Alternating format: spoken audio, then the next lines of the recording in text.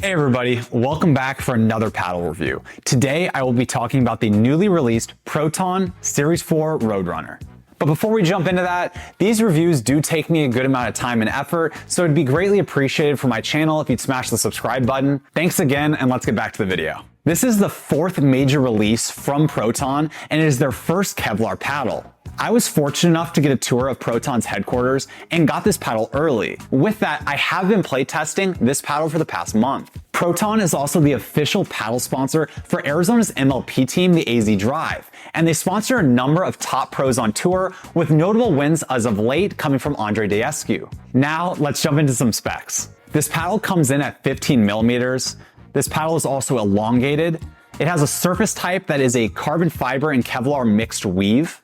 This is an edgeless paddle. The grip length comes in at 5.4 inches and the grip circumference comes in at 4.25 inches.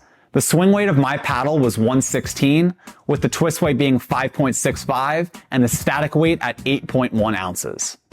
The price of this paddle comes in at a whopping $300, but with my code JJPB, you can save 10% at checkout on Proton's website.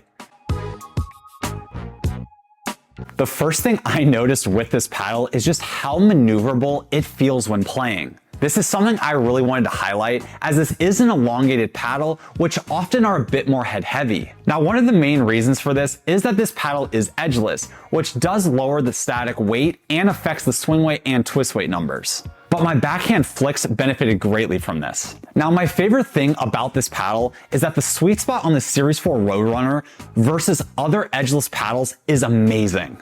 Often, with the lack of perimeter weighting on edgeless paddles, they suffer with forgiveness, but the Proton Series 4 Roadrunner is very solid in this aspect right out of the box.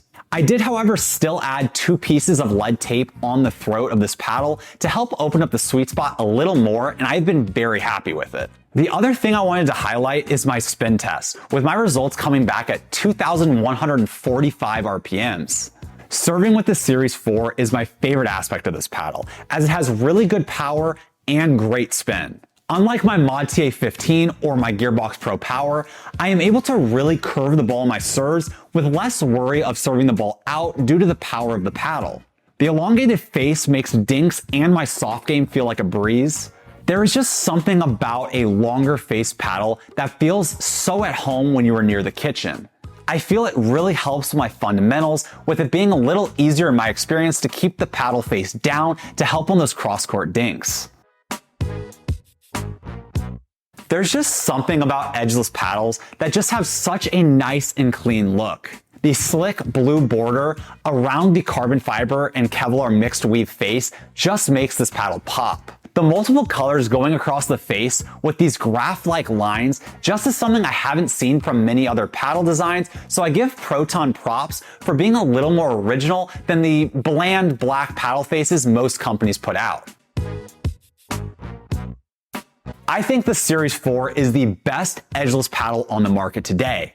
If you are someone who hates edge guards or has played with a Selkirk paddle such as the Lux or Power Air, I think you will really enjoy this paddle. It will have longer lasting spin than both of those Selkirk paddles, and compared to the Power Air, the Series 4 has a much better sweet spot. Also, if you are a fan of elongated paddles with a slightly lower swing weight than what we usually see, then I would definitely give this paddle a look. My only pushback on this paddle is the high price tag, but Proton has big claims of higher quality over their competitors, leading to higher durability. Whether this is the same case for the Series 4 as it has been for the Series 1 paddle, we will have to see with more time.